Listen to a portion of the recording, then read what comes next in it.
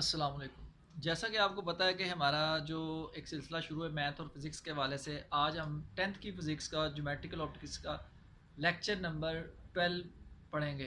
Unit number भी 12 है और लेक्चर नंबर भी 12 है, जिसका लेक्चर नंबर हमारा है ऑप्टिकल फ़ाइबर्स पे।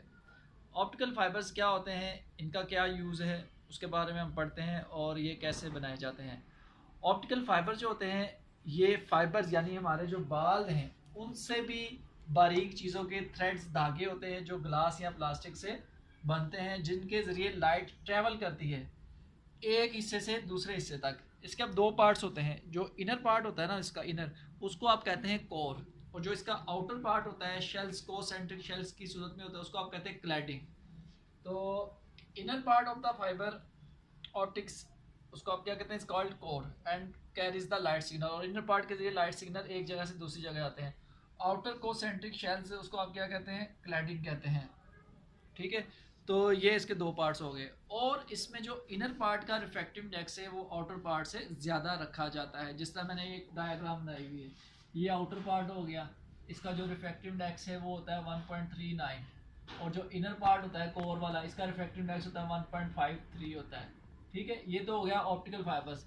अब ये करते क्या है जी, जिस तरह आपने अपनी आवाज़ एक जगह से दूसरी जगह भेजनी है, तो आपकी जो आवाज़ होती है वो साउंड सिग्नल्स को लाइट सिग्नल में कन्वर्ट किया जाता है, और लाइट सिग्नल जो होते हैं वो एक जगह से दूसरी जगह जाते हैं।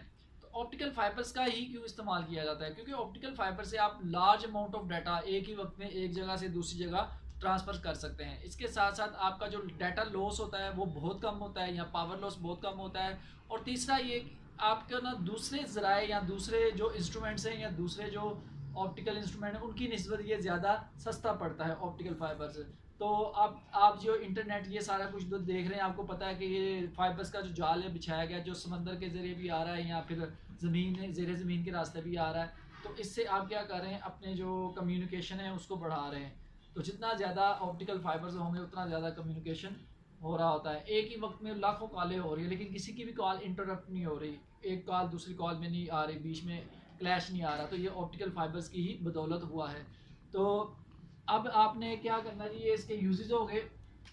दूसरा, आपने रिफ्रैक्टिव इंडेक्स बता दिया कि कोर का रिफ्रैक्टिव इंडेक्स कितना होता है, 1.3 होता है, और उसका क्लैडिंग का कितना होता है, 1.39 होता है।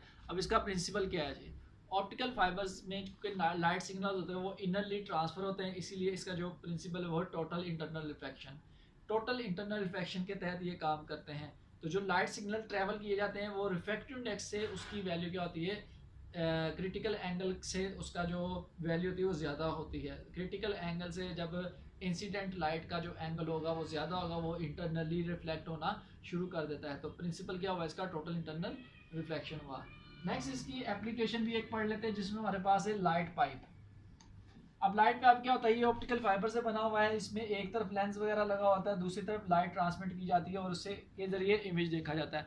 अब इसको कौन इस्तेमाल करते हैं, डॉक्टर्स और इंजीनियर्स। इनएसेसिबल प्लेस, जहाँ पर उनकी आंखें या ज़ाहरी आंखें नहीं पहुँच सकती, वहाँ पर ऑप्टिकल फाइबर्स का इस्तेमाल किया जाता है। वो inner part of the human body या inner part of the machinery को देखने के लिए फाइबर्स का इस्तेमाल करते हैं। ये लाइट पड़ती है, यहाँ पे प्रोजेक्टेड इमेज बनता है, और प्रोजेक्टेड इमेज यहाँ पे आता है, और यहाँ पे ट्रांसमिटेड इमेज देखा जाता है। और ये आगे आप कंप्यूटर के साथ अगर अटैच कर दे तो कंप्यूटर पे भी उसको इजीली देखा जा सकता है।